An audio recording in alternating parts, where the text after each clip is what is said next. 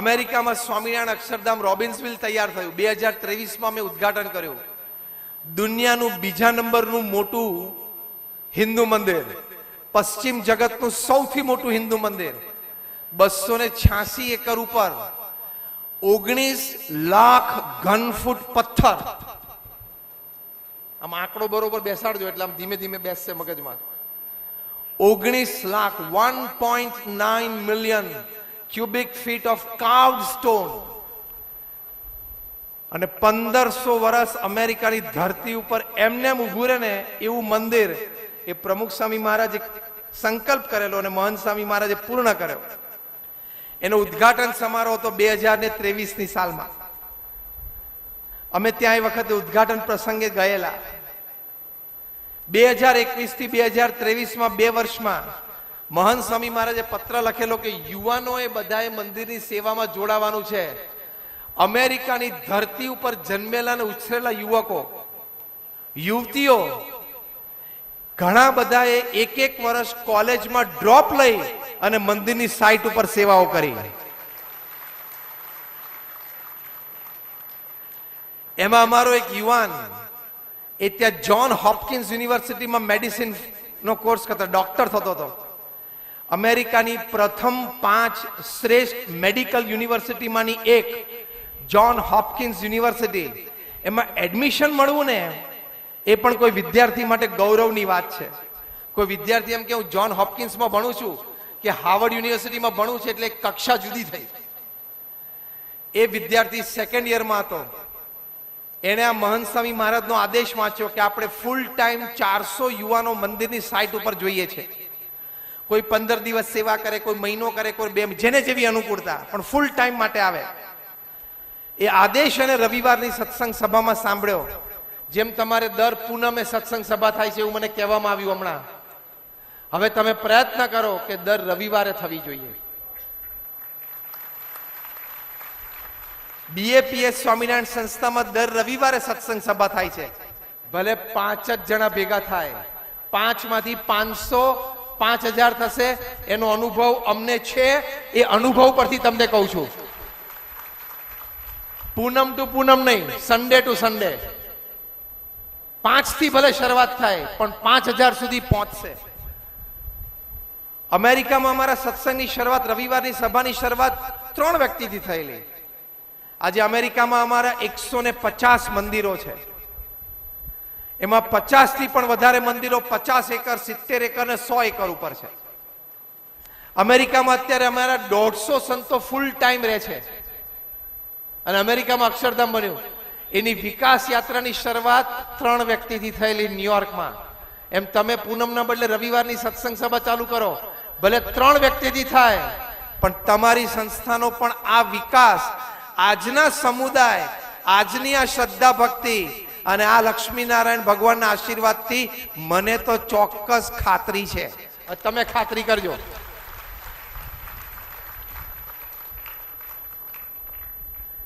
આ છોકરાએ એના ડીનને જઈને વાત કરી કે sir I want 1 year of, 1 વર્ષ મારે ઓફ જોઈએ છે. એના ડીનને આશ્ચર્ય થયું. પહેલો જ પ્રશ્ન પૂછ્યો કે હેવ યુ ગોન મેડ? તું ગાંડો થઈ ગયો છો? 1 વર્ષ મેડિસિનમાંથી ડ્રોપ લેવો એટલે? એ વિદ્યાર્થીએ કહ્યું કે મારા ગુરુનો આદેશ છે, મોટું હિન્દુ મંદિર બંધાય છે, મારે ત્યાં સેવા કરવી છે. તો કે ત્યાં જઈને તું કરીશ શું? મને જે સેવા મળશે હું કરીશ. હું ધૂળ ફેરવીશ, પથરા ફેરવીશ, પથરા ઘસીશ, પથરાનું કટિંગ કરીશ, લારી ફેરવીશ. મંદિરના પરિસરમાં દેવના સાનિધ્યમાં મને જે સેવા મળે એ હું કરીશ. આપણે પણ આપણા લક્ષ્મીનારાયણ સનાતન સમાજમાં આ વિચાર રાખવાનો કે મંદિરના પરિસરમાં મને આજે આ બધા ભક્તો જમે એના વાસણ ઉટકવાની સેવા મળે ને તો પણ મારા ભાગ્ય છે. કોની સેવા મળી છે? અમે જેમ માનીએ છીએ કે સ્વામિનારાયણ ભગવાનની જ સેવા છે. નાનામાં નાના ભક્તના એઠા વાસણ ઉટકવા એ પણ ભગવાનની જ સેવા છે. એમ આપણે પણ માનવાનું કે આ મહોત્સવ છે ને તો નાનામાં નાના ભક્ત, સામાન્ય કોઈ ગરીબ ભક્ત હોય એના એઠા વાસણ ઉટકવાની પણ મને ભાગ્ય મળે ને એ પણ મારું સૌભાગ્ય છે આવું માનવું અને આવું કરવું. એટલે તમને બધાને એક અનુરોધ છે, તમારો ઉત્સવ ક્યારે પૂરો થાય છે? 27 તારીખે. એટલે હજી આજે 25 થઈ, હજી 2 દિવસ છે. 26 થઈ, એટલે કાલે 27 તારીખે પૂરો થાય છે. કાલે હજી તમારી પાસે 24-30 કલાક છે. 24-30 કલાકમાં તમારે બધાએ એક નાની સેવા કરીને જવાનું છે. શું? કોકે વાસણ ઉટકવાના છે, કોકે કચરો વાળવાનો છે, કોકે મંદિરના દરવાજા પાસે બેસીને ભક્તોના બૂટ ચંપલ સરસ ગોઠવવાના છે, કોકે ભક્તો જમવા માટે અત્યારે બધા જશો તો નક્કી કરવાનું છે કે પીરસવાની સેવામાં હું ઊભો રહીશ અને ભક્તની થાળીમાં તમે શાક મૂકો ત્યારે બોલવાનું કે લક્ષ્મીનારાયણ ભગવાન જમો. રોટલી મૂકો ત્યારે બોલવાનું લક્ષ્મીનારાયણ ભગવાન જમો. એ ભક્તમાં રહીને ભગવાન જમે છે એવી ભક્તિ એ આ મહોત્સવનો ફળ છે. એ આ મહોત્સવનું ફળ છે કે ભગવાનનો મહિમા અને ભગવાનના ભક્તનો પણ મહિમા. જેમ અમૃતસરમાં તમે પંજાબમાં જાઓ તો ત્યાં વારા પડે, ભક્તોના પગરખા લૂછવાના વારા. ભગવાનના પગરખા, ભગવાનના ભક્તો જે આવે દર્શન માટે એ પગરખા કાઢીને દર્શન કરવા જાય, એમના પગરખા તમારે ત્યાં બેસીને લૂછવાના. તો ભારતના પ્રધાનમંત્રી શ્રી મનમોહન સિંહ, એમના પરિવારનો વારો આવ્યો ત્યારે પોતે પ્રધાનમંત્રી હતા, પણ ક્રમ પ્રમાણે સુવર્ણ મંદિરમાં, ગોલ્ડન ટેમ્પલમાં ત્યાં એમના પરિવારનો ક્રમ પ્રમાણે વારો આવ્યો. જે કંઈ 6 મહિને, વર્ષે, 2 વર્ષે જે કંઈ ક્રમ મંદિરમાં ગોઠવ્યો હશે. પ્રધાનમંત્રી મનમોહન સિંહ પ્રધાનમંત્રી પદના ખુરશી પરથી ઊભા થઈ દિલ્હી છોડી ત્યાં અમૃતસર ગયા અને ત્યાં એમના પરિવારનો 2 દિવસ વારો હતો. તો પોતે જમીન ઉપર પલાઠી વાળીને ભક્તો જ્યાં પગરખા કાઢે ત્યાં બેસી હાથમાં કપડું લઈ દરેક ભક્તના ચંપલ લૂછતા હતા. પ્રધાનમંત્રી. આપણા માનનીય પ્રધાનમંત્રી શ્રી નરેન્દ્રભાઈ મોદી, એમણે પણ જે ભક્તોએ મંદિરમાં સેવા કરેલી એમના ચરણ ધોયેલા. એ વિડીયો તમે જોઈ હશે. તો આ આદર્શો છે આપણા, આપણી સંસ્કૃતિ, સનાતન હિન્દુ ધર્મના વિચારો, ભાવના, સંસ્કાર અને વર્તન છે. એટલે આજે જે તમે બધા ભક્તો જમશો એમાં પીરસવાની સેવા કોણ કરશે? આંગળી ઊંચી કરો તો. તમને બધાને સેવા સોંપેલી છે આયોજન અને વ્યવસ્થાના ભાગ રૂપે, પણ હવે ભક્તોના ચંપલો લૂછવાની સેવા તો કોઈને આયોજનમાં સોંપેલી જ નથી.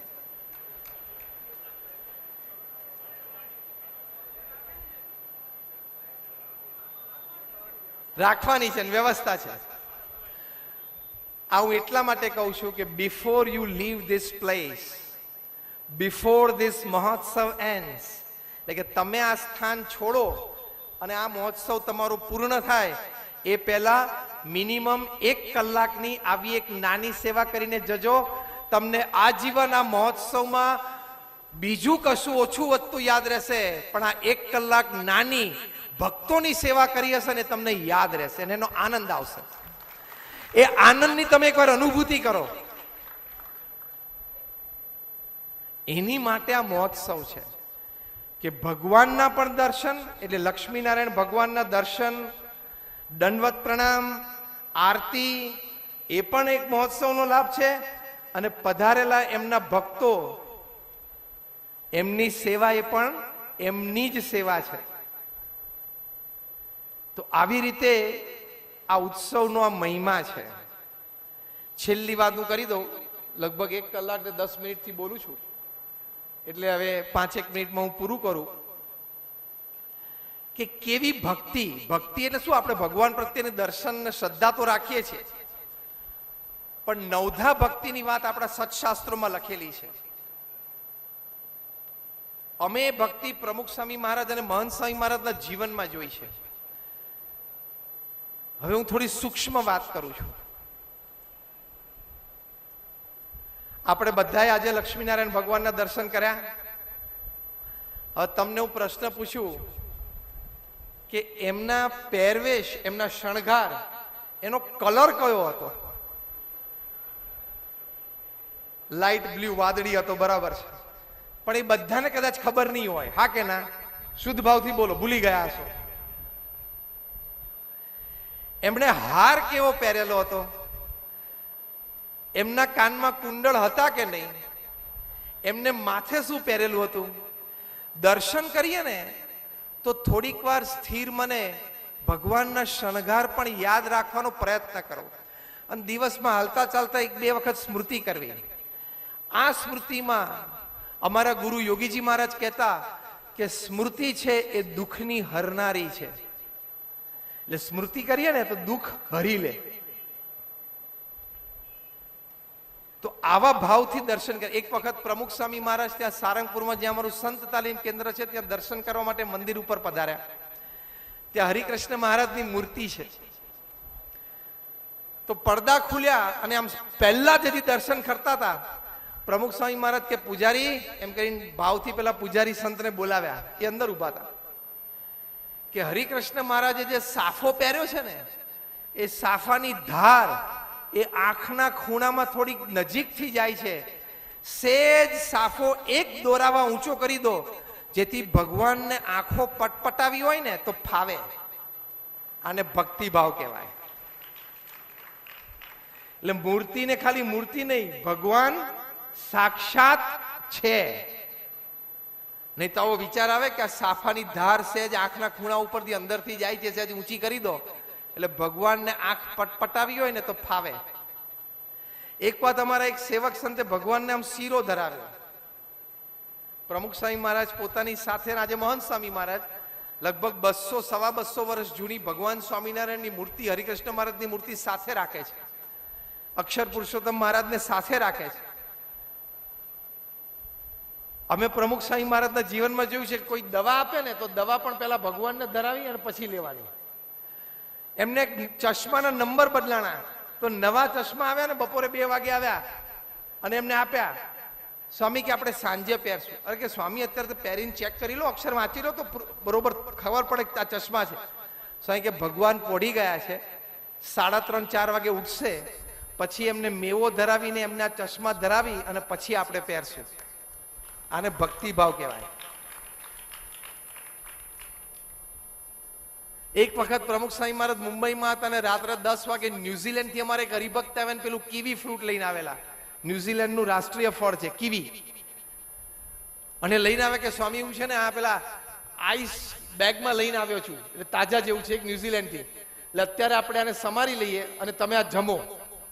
સ્વામી કે રાત્રે 10 વાગ્યા છે, મંદિરમાં ભગવાન પોઢી ગયા છે, કાલ સવારે જાગશે, એમને થાળમાં ધરાવીને આપણે જમશું. એટલે પેલા કે સ્વામી બરોબર છે તમારી ભાવના, પણ ત્યાં સુધીમાં આનો ટેસ્ટ ઘણો ઉતરી ગયો હશે. પ્રમુખ સ્વામી મહારાજ બોલ્યા કે આપણે ટેસ્ટ માટે નથી ખાતા, ભગવાનનો પ્રસાદનો મહિમા સમજીને ખાઈએ છીએ. અને એમને ના ખાધું. આવું તમને નાની વાત કરું છું, પણ આ સૂક્ષ્મ ભક્તિ છે. આવી ભક્તિ આંતરિક ભક્તિ કહેવાય. એ આપણા હૃદયમાં, આપણા જીવનમાં દ્રઢ થવી જોઈએ. મહંત સ્વામી મહારાજ ગુરુપદે આવ્યા 83 વર્ષની ઉંમરે. જન્માષ્ટમીનો ઉત્સવ આવ્યો. બીએપીએસ સંસ્થામાં અમે જન્માષ્ટમી ઉત્સવ નિર્જળા કરીએ છીએ, એટલે એક પાણીનું ટીપું પણ નહીં લેવાનું. 83 વર્ષની ઉંમરે મહંત સ્વામી મહારાજે નિર્જળ ઉપવાસ કર્યો. એટલે આગલા દિવસે રાત્રે 9, 9:30, 10 વાગે પાણી પીધું હોય પછી નહીં, બીજો આખો દિવસ પાણી નહીં પીવાનું. ત્રીજા દિવસે સવારે ભગવાનના દર્શન કરીને પાઠ પૂજા કરીને પાણી પીવાનું. એવો નિર્જળ ઉપવાસ કરીને બોચાસણમાં હતા. 3 ખંડમાં ભગવાનને દર્શન દંડવત કર્યા, ગુરુ પરંપરામાં દંડવત કર્યા. ત્યાંથી ભગવાન પ્રમુખ સ્વામી મહારાજના જન્મસ્થાન ચાણસદ આવ્યા, ત્યાં દંડવત પ્રણામ કર્યા. ત્યાંથી અટલાદરા મંદિર આવ્યા, ત્યાં પણ 3 ખંડમાં ગુરુઓના ખંડમાં દર્શન દંડવત કર્યા, પ્રસાદીના સ્થાનોમાં દંડવત કર્યા. સાંજે જન્માષ્ટમી ઉત્સવમાં મંચ ઉપર કૃષ્ણ જન્મોત્સવ કરીને ત્યાં 5 દંડવત કર્યા. At the age of 83, 83 વર્ષની ઉંમરે નિર્જળ ઉપવાસમાં મહંત સ્વામી મહારાજે આખા દિવસમાં 75 દંડવત પ્રણામ કરેલા. સાષ્ટાંગ દંડવત પ્રણામ 3 જુદા જુદા સ્થાનોમાં. આ શું કહેવાય? ભગવાન પ્રત્યેની ભક્તિ. હવે વાત છે ભગવાનના વચન. ભગવાન સામે આમ હાથ જોડીને ઉભા રહીએ કે ભગવાન કૃપા કરજો, ધંધો સારો ચાલે, પરિવારમાં શાંતિ રહે. પણ પછી આમ ગોળ ફરીને મંદિરના પરિસરની બહાર જઈને પાનના ગલ્લે ઉભો થઈને તમાકુને બીડી ખાય ને તો ભગવાન રિજેક્ટ કરે, કાં તો નકામો છે. ભગવાન કયો શબ્દ વાપરે? નકામો, ખોટો ભગત છે. ભગવાનનો આદેશ છે કે આપણું જીવન નિર્વ્યસની અને પવિત્ર હોવું જોઈએ. એ પણ ભગવાનની ભક્તિ છે. જેમ તમારો દીકરો રોજ તમને એમ કે પપ્પા પપ્પા પપ્પા પપ્પા, પણ તમારું એક વચન માનતો ના હોય, ભણવા ના જતો હોય, સ્કૂલે ના જાય, ટ્યુશનમાં ના જાય, રખડી ખાય, બાજુવાળાની સાયકલ તોડી નાખે, ધમાલ કરતો હોય, તો પછી તમે એને દીકરો માનવો અઘરો પડે કે નહીં? પછી એનું કયું કરો? પછી એ માંગે તો આપો. એ કે મારે બાઇક જોઈએ છે, તો તમે શું કહો? પહેલા તું સ્કૂલે નિયમિત જા, તારી હાજરી 100% કર, પરીક્ષામાં પાસ થા, પછી તને બાઇક લાવી આપું, એમ કે ને? હા કે ના? એમ ભગવાન એમ કે પહેલા બીડી છોડ, તમાકુ છોડ, દારૂ છોડ, પછી તારી પ્રાર્થના સાંભળું, ત્યાં સુધી નહીં.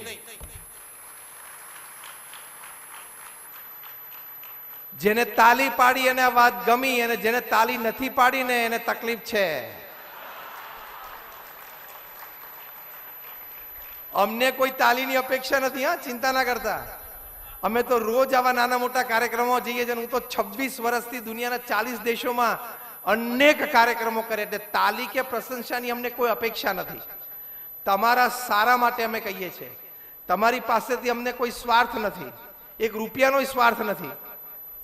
પણ તમે અને અમે, આપણે બધા ભગવાનના ભક્ત છીએ, ભગવાનના સેવક છીએ, હા કે ના? તો આ વાત સાચી ને સારી મહોત્સવ પ્રસંગે થવી જ જોઈએ. એટલે જેને જેને પણ વ્યસન છે એ બધા અહીંયા મૂકીને જજો. લક્ષ્મીનારાયણ ભગવાન પાસે મંદિરમાં જઈને કહેજો કે આપ મારા ઈષ્ટદેવ છો, આપના પ્રત્યે મારે ભક્તિભાવ છે, તો મને બળ આપજો કે મારું વ્યસન છૂટે. અને બહાર કેમ્પસમાં જઈને કચરાપેટીમાં ખિસ્સામાં જે અત્યારે પડીકી હોય ને, ઘણા તો અત્યારે સભામાં હશે ને એને પડીકી ખિસ્સામાં હશે. બોલો કે આપણે બપોરે જમ્યા પછી આપણે રૂમે જઈને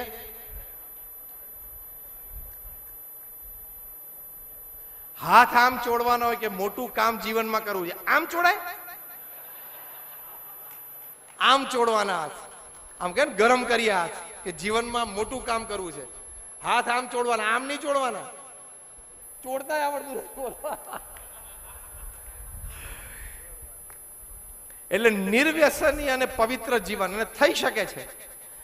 દક્ષિણ ગુજરાતમાં ડાંગ જિલ્લામાં ચિંચવાડ ગામ, ત્યાંનો એક વ્યક્તિ, એનું નામ ગણેશ રાવત, અઠંગ દારૂડિયો માણસ. પહેલો ઘૂંટડો સવારે 6 વાગે ઉઠીને પીવાનો, દાંતન નહીં કરવાનો. છેલ્લો ઘૂંટડો રાત્રે 11-12 વાગે પીવાનો. એમાં લગભગની બધી જ એની બાપદાદામાં વારસામાં મળેલી ખેતીની જમીન વેચાઈ ગઈ. એટલે હવે ખેત મજૂરી કરવાનો સમય આવ્યો. કોકના ખેતરમાં, એ તો ફાવે નહીં. એમના પત્ની કોકના ખેતરમાં ખેત મજૂરી કરવા જાય, એના પૈસા લઈને આવે ને મજૂરીના, એના પત્નીના હાથમાંથી એ પૈસા જૂટવી લે, એની પત્નીને મારે અને એ પૈસાનો દારૂ પી જાય. એના પત્ની રડતા રડતા કે આપણા 2 છોકરા, એક 4 વર્ષનો, એક 2 વર્ષનો, એની માટે ઘરમાં અનાજ નથી, દૂધ નથી, આ પૈસાથી એને દૂધ આપવાનું છે. 2 રડે છે. સાંજે 4 વાગી ગયા, સવારના ભૂખ્યા છે. 4 વર્ષ ને 2 વર્ષના બાળકે સવારથી મોઢામાં એક દૂધનું ટીપું, એક અન્નનો કણ નથી મૂક્યો. આ પૈસા એના માટે છે. તોય આ ગણેશ રાવત એના હાથમાંથી પૈસા લઈ અને દારૂ લઈને પી લે. એટલે એમના પત્ની એમના આપણા 2 સંતાનોને અડધો લોટો પાણી પીવડાવીને સુવડાવી દે. શું કરે? કેવી પરિસ્થિતિ હશે બોલો આ ઘરમાં? પ્રમુખ સ્વામી મહારાજ ત્યાં તિથલમાં, વલસાડમાં અમારું દરિયા કિનારે આવું મોટું મંદિર છે. ત્યાં પધારે ત્યારે ચિંચવડ ગામના અમારા હરિભક્તો બધા વાહન કરીને તિથલ દર્શને પધાર્યા. એમાં પેલો ગણેશ રાવત ઉભો હતો. એ વખતે પીધેલી અવસ્થામાં હતો. એના પડોશમાં અમારે એક હરિભક્ત રહેતા હતા કે ગણેશ ચાલ આવવું હોય તો પ્રમુખ સાહેબ દર્શન કરવા. તો કે હાલો. કેફમાં જતો, એ તો ચડેલો જ હતો. હાલો કે તમે બોલાવો તો ત્યાં જઈએ. એટલે ચાલ્યો.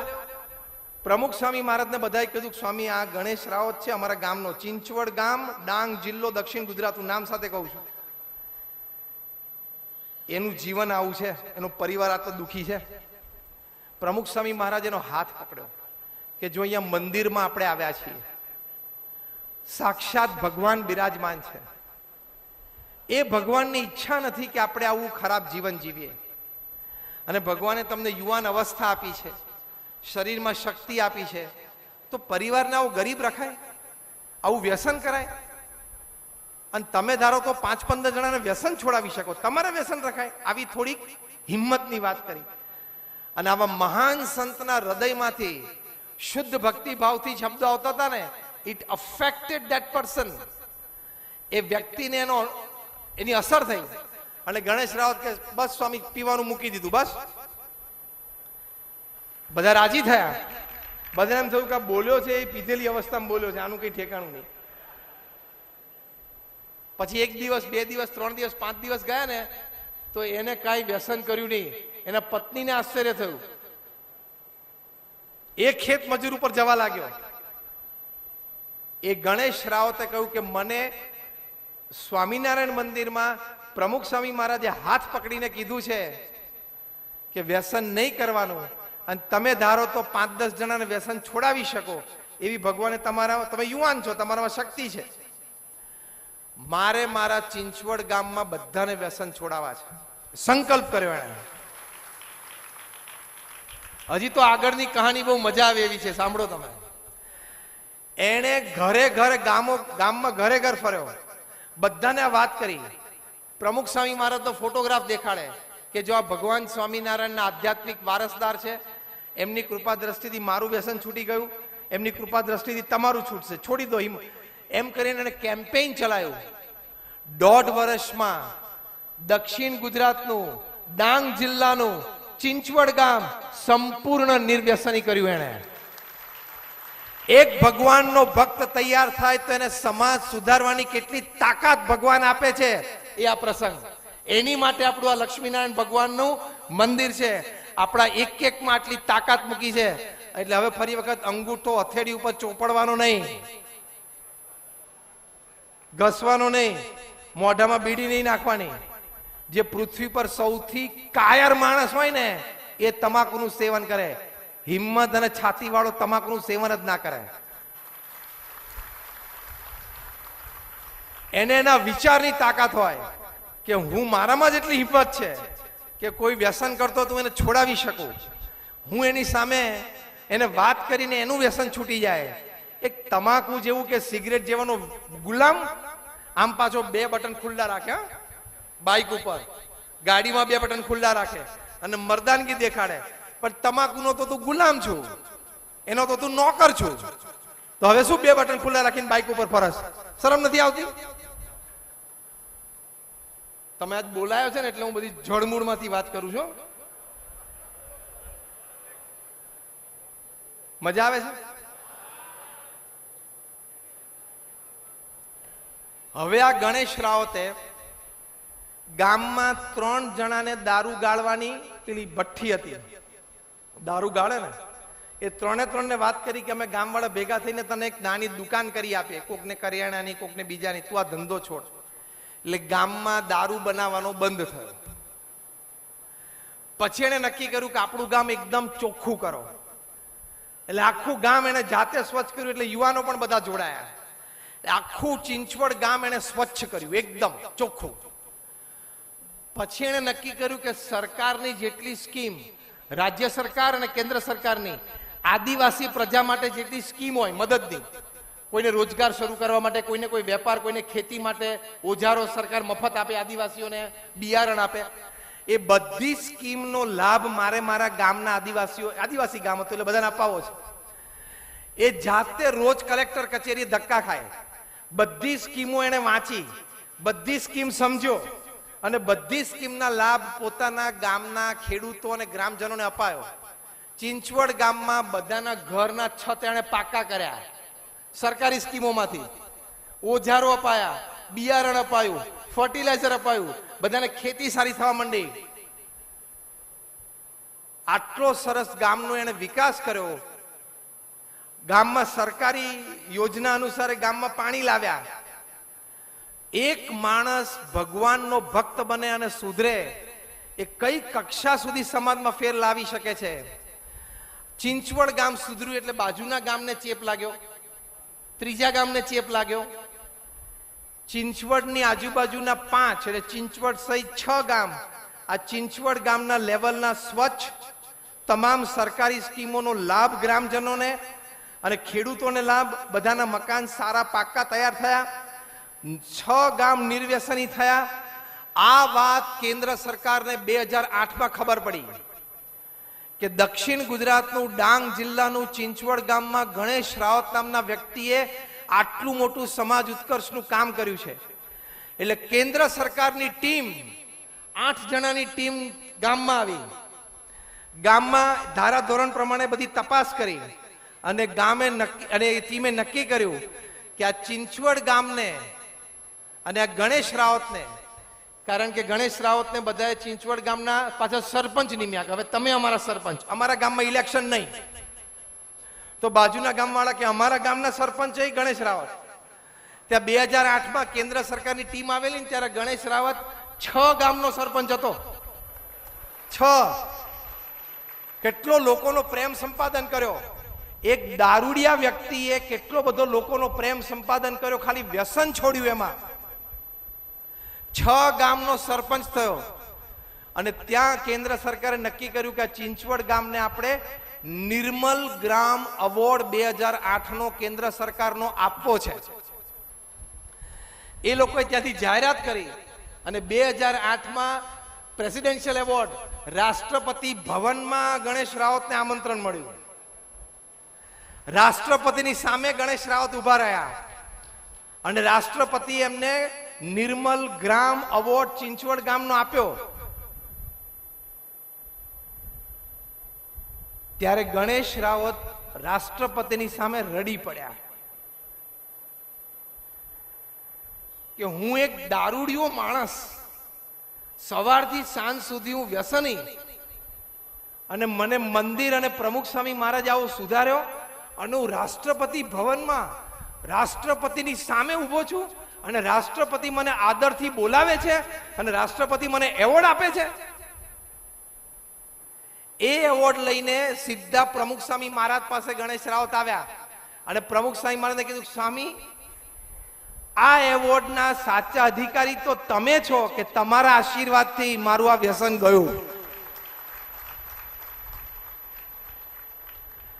આવા તો સેંકડો સમાજમાં, સેંકડો ગામોમાં પ્રમુખ સ્વામી મહારાજ અને મહંત સ્વામી મહારાજ આટલો ફેર એ પોતે લાવ્યા છે. એટલે તમે પણ અહીંયા છો, વ્યસન મૂકી દેજો. કોક દિવસ કેન્સર થઈ જશે તો રોતા પણ નહીં આવડે અને ડોક્ટર કહેશે કે સીધું 3rd સ્ટેજ ને 4th સ્ટેજ કેન્સર છે અહીંયા છાતીમાં, ગળામાં કે લંગ્સમાં, પેટમાં. પછી કહેશે કે તારી પાસે 4 મહિના છે ને 6 મહિના છે. જે વ્યસન કરતા હોય એને એના માથા ઉપર મારે એક આક્ષેપ મૂકવો છે, જો તમારી પરવાનગી હોય તો. હા કે ના? ચલો વડીલો તો બધા તમારા આગેવાનો બેઠા છે, હા પાડે છે. તમે બધા જે વ્યસન કરતા એની ઉપર મારે આક્ષેપ છે. આની સામે તમારે દલીલો તો આંગળી ઊંચી કરજો, પણ કોઈ કરી નહીં શકે. આઈ ચેલેન્જ એન્ડ ગેરંટી. મૂકું આક્ષેપ, બોલો. તમે જે તમાકુનું કે દારૂનું વ્યસન કરો છો એની ઉપર પહેલો આક્ષેપ એ છે કે તમને તમારા પત્ની વિધવા થઈ જાય એની કોઈ પડી નથી. આ તમારા માથા ઉપર આક્ષેપ છે. હવે તમારી તાકાત હોય તો મને ના પાડી બતાવો. તમને ખબર છે કે તમાકુથી કેન્સર થાય છે. 5 જ દિવસ પહેલા ભારતના લીડિંગ ન્યૂઝપેપર ટાઈમ્સ ઓફ ઇન્ડિયામાં રિપોર્ટ હતો, ભારતમાં રોજ 3765 લોકો કેન્સર એટલે કે તમાકુના કેન્સરથી મરે છે. બીજા બધા કેન્સરથી મરતા છે જુદા. તમાકુના કેન્સરથી રોજ ભારતમાં 3765 લોકો મરે છે રોજ. એટલે રોજ ભારતમાં 3700 સ્ત્રીઓ તમાકુના લીધે વિધવા થાય છે. એટલે તમે મોઢામાં તમાકુ મૂકો છો એનો મતલબ શું કે તમને સબકોન્શિયસ માઇન્ડમાં વિચાર છે કે ભલે મારી પત્ની વિધવા થઈ જાય મને કોઈ પડી નથી, ભલે મારા સંતાનો બાપ વગરના થઈ જાય મને કોઈ પડી નથી, ભલે મારા સંતાનોનું ભવિષ્ય આમ બગડે એની મને કોઈ પડી નથી, ભલે મારી પત્નીને કોકને ત્યાં મજૂરી કરવા જવું પડે, એની મને કોઈ પડી નથી. મને મારા વૃદ્ધ માતા પિતાને મોટી ઉંમરે કોઈ મારા જેવો સેવક દીકરો ના મળે અને એ બિચારા દુખી થઈને મરી જાય, એની મને કોઈ પડી નથી. મને આ તમાકુ વાલી છે. એવું થયું. જો હવે આમ સન્નાટો છવાઈ ગયો. તમે જે તમાકુનું વ્યસન કરો છો ને, એ તમે તમારી પત્નીને વિધવા કરવા માટે તૈયાર બેઠા છો. તમારા સંતાનોને બાપ વગરના કરવા બેઠા છો. કોની આવી તૈયારી છે? આંગળી ઊંચી કરો. કોઈની નથી, અને કોઈની હોય જ નહીં. સ્વાભાવિક છે. તો શું કામ તમાકુ મોઢામાં મૂકો છો? તમાકુના ખેતર કોઈ જોયા છે? ચરોતરમાં તમે જાઓ ને તો ત્યાં તમાકુના ખેતર છે. તમને એક વિશેષતા ખબર છે? દુનિયામાં એકમાત્ર પાક, કેશ ક્રોપ, તમાકુ જ છે કે જેના ખેતરને કોઈ વાડ હોતી નથી. તમે જોજો. ઘણા બધા સમજી ગયા હું શું કહું છું. દુનિયામાં એકમાત્ર પાક એવો છે કે જેના ખેતરને કોઈ વાડ નહીં. તમે ચરોતરમાં, ખેડા, આણંદ જિલ્લામાં જોજો, રોડ હોય, રોડ થી પછી વાહન તમારું જતું હોય, રોડ પછી ફૂટપાથ હોય, ફૂટપાથ પછી ખેતર ચાલુ જ થઈ જાય. એને વાડ જ નહીં. કેમ? ગધેડા પણ સમજે છે કે ત્યાં માથું ન નખાય.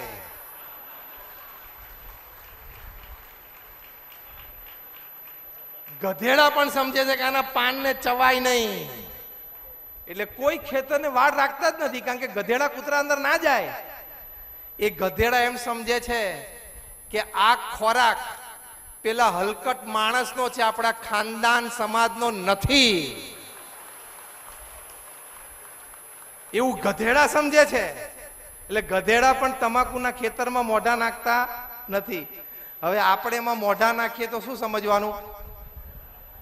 જેને જેને વ્યસન છે ને, એ આ લક્ષ્મીનારાયણ આપણો ત્રિદશાબ્દી મહોત્સવની સાચી ઉજવણી અત્યારે જ આ સભા કાર્યક્રમ પછી લક્ષ્મીનારાયણ ભગવાનના ચરણોમાં માથું મૂકીને કહેજો કે આ તમારી પાસે હું વ્યસન છોડવા માટે આજે આવ્યો છું.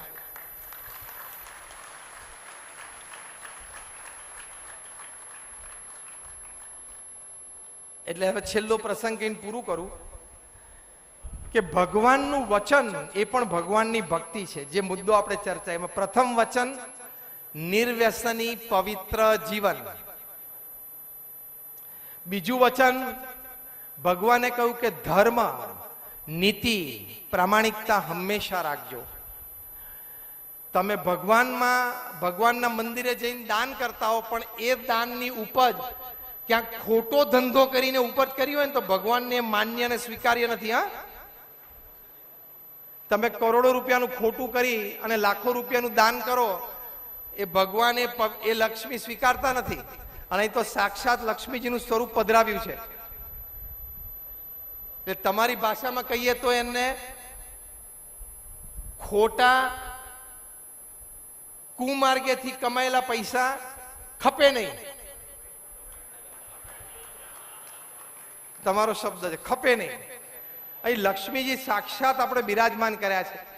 એના દર્શન આપણે રોજ કરીએ છીએ, તો ત્યાં પણ આપણે શુદ્ધ લક્ષ્મી પધરાવવી જોઈએ. એ ખોટી જગ્યાએથી લક્ષ્મી ઊભી કરી હોય એમને ખપતી જ નથી. એટલે નીતિમત્તા હંમેશા રાખવી. એક પ્રસંગ કહીને હું પૂરું કરું. ત્યાં અમેરિકામાં ન્યૂજર્સીમાં અમારા BAPS સ્વામિનારાયણ સંસ્થાના એક અમારા હરિભક્ત નિલેશભાઈ પટેલ પરિવાર સાથે ફેમિલી ફાઇલ ખુલી એટલે ઇમિગ્રેશનમાં અમેરિકા ગયા. 10-12 વર્ષ, 15 વર્ષ પહેલાનો પ્રસંગ છે. એમણે નોકરી શરૂ કરી એક લોટરી શોપમાં. લોટરી ટિકિટ આપતો ને, પછી ત્યાં પેલું કોફી હોય ને એવું બધું થોડું હોય, એવું એક શોપ્સ બધી હોય ત્યાં. તો ત્યાં એમને નોકરી મળી. ત્યાં છે ને એક અમેરિકન બાય લેડી દર સોમવારે ટિકિટ લે. ત્યાં રોજ એ જોબ પર જાય એ પહેલા અમેરિકન લેડી ત્યાં કોફી પીવા માટે ઊભા રહે. એટલે નિલેશભાઈ એમને કોફી આપે. અને એક લોટરીની ટિકિટ દર સોમવારે લે કોઈ કંપનીની, અને દર શુક્રવારે લોટરી જાહેર થતી હોય. એટલે શુક્રવારે આવે ને ત્યારે નિલેશને કહે, Nilesh, check my number, am I lucky, એટલે મારો નંબર ચેક કર, મને મારા હું લકી છું કે નહીં. એટલે નિલેશ લોટરીનું પેલું પરિણામ જાહેર થઈ ગયું હોય એટલે દુકાનમાં સ્ક્રીન પર આવી ગયું હોય એટલે જોવે કે પેલા બેનને કે ma'am sorry you are not lucky this time, okay એમ કહીને કોફી પીવા માટે બેસી જાય એમ દૂર થોડા. એટલે નિલેશ પછી આ ટિકિટ ફાડીને ફેંકી દે. એ તો ત્યાં ગ્રાહક તરીકે સામે ઉભા ઉભા જ પૂછી લે. એકવાર એમને નિલેશને ટિકિટ આપી અને નિલેશને કહ્યું કે નિલેશ ચેક કરતો, એમ કરીને કોફી લઈને તો ત્યાં ત્રીજા ચોથા ટેબલે કોફી પીવા બેઠા. નિલેશે નંબર ચેક કર્યો ને તો $3 મિલિયન લોટરી આ બેનને લાગેલી, અમેરિકન લેડીને. મોટી ઉંમરના હતા, 50-55 વર્ષની ઉંમરના હશે. એમને $3 મિલિયન લોટરી લાગી. હવે નિલેશ પરિવાર સાથે ત્યાં ગયેલા. એમના પત્નીને કોઈ જોબ હતી નહીં, સામાન્ય એક રૂમના ભાડે મકાનમાં કોકના બેઝમેન્ટમાં રહેતા હતા. એમને જે સેટ થવાનું હતું, બેંક એકાઉન્ટમાં $500 નહોતા. એમને ખાલી એટલું જ કહેવાનું હતું દર શુક્રવારે, જે છેલ્લા 1.5 વર્ષથી બોલતા હતા એ શું કે sorry ma'am you are not lucky, અને ટિકિટ રાખી લેવાની હતી. કારણ કે લોટરીમાં તો ટિકિટ જે લઈને આવે નંબર હોય એને પૈસા મળી જાય, એમાં કોઈ આધાર કાર્ડ હોતા નથી, એમાં કોઈ આઈડેન્ટિટી ફોટો આઈડેન્ટિટી હોતી નથી. કોઈ પણ વ્યક્તિના મન થઈ જાય કે $3 મિલિયન, અને દર શુક્રવારની જેમ કહી દીધું હોત તો પતી ગયું હોત. એ તો દૂર બેઠા હતા, 10-12 ફૂટ 15 ફૂટ દૂર બેઠા હતા પેલા બેન. નિલેશભાઈને આ વિચાર ના આવ્યો અને નિલેશભાઈ તરત જ બોલ્યા કે ma'am you are lucky, it is $3 million, એટલે $30 લાખ. પેલા બેન તો આમ કોફી આમ ફટ ટેબલ ઉપર મૂકીને ઉભા થઈ ગયા કે Nilesh what are you talking? તો કે yes you are lucky, come here, see the number, તમે જો અહીંયા આવીને નંબર. જોયું $3 મિલિયન. ખુશ થઈ ગયા, ટિકિટ એમને પાછી આપી દીધી. પેલા બેન બુદ્ધિશાળી હતા, એમણે નિલેશભાઈને પૂછ્યું કે દર શુક્રવારની જેમ તું ખાલી બોલી ગયો હોત કે તમારો નંબર મેચ નથી થતો, તો મારે તો છેલ્લા 1.5 વર્ષથી દર શુક્રવારે તારા મોઢે વાક્ય સાંભળું જ છું, એમ સાંભળીને કોફી પીને જતું રહેવાનું હતું. અને પછી તું આ લોટરી લઈને $3 મિલિયન લઈ આવ્યો હોત તો કોઈને ખબર પડવાની નહોતી. તે કેમ આ ન કર્યું? ત્યારે નિલેશ પટેલ બોલ્યા કે હું નાનો 4 વર્ષનો હતો ને ત્યારથી મારા માતા પિતા મને અમદાવાદમાં BAPS સ્વામિનારાયણ મંદિરે શિશુ મંડળમાં અને બાળ મંડળમાં લઈ જતા હતા. એ તમે જે આ લક્ષ્મીનારાયણ સંસ્થામાં બાળ સંસ્કાર કેન્દ્રો ચલાવો છો ને, એમાં આવા નાગરિકો અને આવા ભક્તો તૈયાર થવાના છે જે સમાજને પ્રેરણા આપશે. એ તમારી અસલ મૂડી એ ત્યાં રહેલી છે. અસલ મૂડી ક્યાં છે? એ તમે જે બાળ કેન્દ્રો ચલાવો છો ને, તમે મને વાત કરી, એ તમારી અસલ મૂડી છે. કે મને નાનપણથી આ સંસ્કાર છે અને હું આજે મારી ઉંમર 35 વર્ષની છે. હું BAPS સ્વામિનારાયણ સંસ્થાના સત્સંગમાં નિયમિત દર રવિવારે જાઉં છું. ભગવાન સ્વામિનારાયણે શિક્ષાપત્રીમાં આજ્ઞા કરી છે કે જે મિલકત, જે માલ આપણો ના હોય એની સામે જોવું પણ નહીં. અને મારા ગુરુ પ્રમુખ સ્વામી મહારાજના મુખે અનેક વખત મેં ધર્મ સંબંધી વાતો સાંભળી છે, નીતિમત્તાની વાતો સાંભળી છે, પ્રામાણિકતાની વાતો સાંભળી છે. આજે હું આ $3 મિલિયન ની ટિકિટ લઈ લઉં, મેં મારા ભગવાન અને મારા ગુરુને દગો દીધો કહેવાય. મારે એવું જીવન નથી જીવવું. આને કહેવાય ભગવાન પ્રત્યેની ભક્તિ. એટલે દર્શન દંડવત કરી એ પણ ભક્તિ, અને ભગવાનનું વચન જે છે કે નીતિમય જીવન, પવિત્ર જીવન, નિર્વ્યસની જીવન, પ્રામાણિક જીવન, એથિકલ જીવન, એ પણ ભગવાન પ્રત્યેની ભક્તિ છે. તો જો આવા ભક્તો આપણી આજુબાજુ છે, દરેક સમાજમાં છે, તો આપણે આવા ભક્ત થવું, આવા નાગરિક થવું કે આપણી પેઢીઓને આપણામાંથી આદર્શ મળે. આપણી પેઢી વાત કરે કે અમારા દાદા હતા ને એ આવા હતા, અમારા દાદા પરદાદા હતા ને એ આવા હતા, મારા કાકા હતા ને એ આવા હતા. એવા આપણા છોકરાઓ એવી વાતો કરવા જોઈએ ભવિષ્યમાં, તો આપણે એને સંસ્કાર આપ્યા કહેવાય. તમારા નાના સંતાનો કહેવા જોઈએ આજથી 30 વર્ષ, 35, 40 વર્ષ પહેલા કે હું નાનો 5 વર્ષનો હતો ને ત્યારે મારા દાદા મને આંગળી પકડીને રોજ મંદિરે લઈ જતા હતા, એટલે હું અત્યારે રોજ મંદિરે આવું છું. અને ભગવાન બેઠા છે, દર્શન આપે છે, શ્રદ્ધા ભક્તિ રાખવાની કે આ તો મને તો આરસના પૂતળા દેખાય છે, આમાં કોઈ ભગવાન નથી, એવી નાસ્તિકતા રાખવાની નહીં. ભગવાન બધાની ભક્તિ અંગીકાર કરે જ છે અને ટાઈમે ટાઈમે એનું ફળ આપે છે. એકવાર એક છે ને 70 વર્ષના વૃદ્ધ કાકા હતા, એ રોજ મંદિરે જાય. તે એક યુવાન બેઠો હતો, જેન ઝી યુવાન બેઠો હતો. ગેલેરીમાં બેઠો બેઠો પાન ખાતો ખાતો પિચકારી માની કે કાકા, તો પેલા કાકા કે બોલ બેટા. પેલાની ઉંમર 17-18 વર્ષની, કાકાની ઉંમર 70 વર્ષની. કાકા તો કે ક્યાં જાવ છો? તો કે મંદિરે. તો કે કાકા એક પ્રશ્ન પૂછું, ખોટું ના લાગે તો? કાકા કે પૂછ બેટા. કેટલા વર્ષથી મંદિર જાવ છો? તો કે બેટા હું નાનો હતો ને અણસમજણ હતો ને, સમજણો નહોતો થયો. તે દાડે મારા દાદા પછી મારા બાપા મને લઈ જતા મંદિર, એટલે હું ગણો હું 70 વર્ષનો છું તો 65-68 વર્ષથી મંદિરે જઉં છું. છોકરો કે એમ 65-68 વર્ષથી રોજ મંદિરે જાવ છો? તો બીજો એક પ્રશ્ન પૂછું? કાકા કે પૂછ. કે 65-68 વર્ષથી રોજ મંદિરે જાવ છો તો કોઈ દાડો મૂર્તિમાં ભગવાનના દર્શન થયા કે નહીં?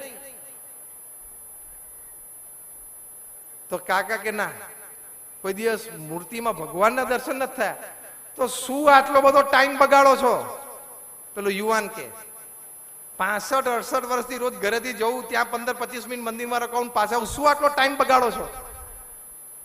ભગવાન તો તમને દેખાણા નહીં, આ આરસના જ પૂતળા છે કે. પેલા યુવાને પોતાનો વિચાર રજૂ કર્યો. એટલે કાકા કે તું નીચે ઉતર, હું તને એક વાત સમજાવું. એ પેલાને પહેલા તો ગેલેરીમાંથી નીચે ઉતાર્યો. પછી કાકા એને એક બહુ મજાની વાત કરી. આ વાત વાગોડતા વગોડતા ઘરે જજો, મજા આવશે. કાકા પેલા યુવાનને કે આપણા ગામમાં રાત પડે સોપો પડી જાય, એટલે કોઈ માણસ હોય નહીં, બધા ઘરમાં હોય, સુઈ ગયા હોય, ત્યારે રાત્રે 12 અને 1 વાગે એક કૂતરું ભસે, પછી બીજા કૂતરા પણ ભસવાનું ચાલુ કરે, એવું તને ખબર છે? તો કાંઈ તો રોજ રાત્રે આપણા ગામમાં થાય જ છે, અને બધા ગામમાં થતું હોય ને. ગામ આખું શાંત પડી જાય, પછી કૂતરાઓ તો રાત્રે ઝઘડતા હોય, દોડાદોડી કરતા હોય, ભસતા હોય. એક કૂતરું ભસે એટલે બીજા 5-10 ભસવા માંડે. એક કૂતરું ભસતું ભસતું એક દિશામાં દોડે એટલે બીજા 4-5 ભસતા હશે, દોડવા. એ જોયું છે તે? તો કે જોયું છે, સાંભળ્યું છે. તો કાકા કે જે પહેલું કૂતરું ભસીને દોડે છે ને, એને કંઈક એવું જોયું છે, એને ચોરને જોયો છે, એટલે એ ચોર તરફ દોડે છે, ભસતો ભસતો દોડે છે કે આપણા ગામમાં, આપણી શેરીમાં કોઈક ચોર આવ્યો, અજાણ્યો વ્યક્તિ આવ્યો, એટલે એ દોડે છે. બાકીના 4 કૂતરા જેની ભેગા દોડે છે ને, એ લોકોએ ચોરને જોયો નથી. પહેલું કૂતરું કેમ ભસે છે એ ખબર નથી, પણ એ 4 કૂતરાને વિશ્વાસ છે કે આપણી શેરીમાં એક કૂતરાએ ચોરને જોયો એટલે ચોર હોય જ. આપણી શેરીનું એક કૂતરું ભસતું ભસતું એ તરફ દોડે એટલે એ બાજુ ચોર હોય, એટલે આપણે પણ ભસવાનું ચાલુ કરી જ દેવાનું. પેલો યુવાન કે તમારું લોજિક તો બરોબર છે. એટલે પેલો કાકા કે બેટા, એમ અમારામાંથી એક નરસિંહ મહેતા થઈ ગયા ને, એને જોયા. એક મીરાબાઈ થઈ ગયા ને, એને જોયા. એક જણાએ જોયા છે ને, એટલે બાકીના બધાને વિશ્વાસ છે કે છે. કૂતરું પણ એક કૂતરા ઉપર વિશ્વાસ રાખે છે કે અમારામાંથી એક કૂતરાએ ચોરને જોયો છે એટલે ભસે છે, બાકી એમનામ અમારો માણસ ભસે નહીં. કૂતરાને એવો વિશ્વાસ છે, તો આપણે તો માણસ છીએ, વિશ્વાસ રાખવો કે નરસિંહ મહેતા, મીરાબાઈ, સંત તુકારામ, ભગવાન સ્વામિનારાયણના સંતો ગુણાતીતાનંદ સ્વામી, મુક્તાનંદ સ્વામી, આજે પ્રમુખ સ્વામી મહારાજ, મહંત સ્વામી મહારાજ જેવા સંતોએ મૂર્તિમાં ભગવાનને જોયા છે, તો જ એમનું જીવન આટલું પવિત્ર છે. એમને જોયા છે એટલે છે, એમને દેખાણ એટલે એક દિવસ મને પણ દેખાશે. માટે એ જે દિશામાં જાય છે એ દિશામાં મારે પણ શ્રી સ્વામિનારાયણ ભગવાનની, શ્રી લક્ષ્મીનારાયણ ભગવાનની, મહંત સ્વામી મહારાજની, લક્ષ્મીનારાયણ ભગવાન સનાતન સમાજ ત્રિદશાબ્દી મહોત્સવની, લક્ષ્મીનારાયણ સમાજ વ્યસન મુક્ત સમાજની. Thank you very much.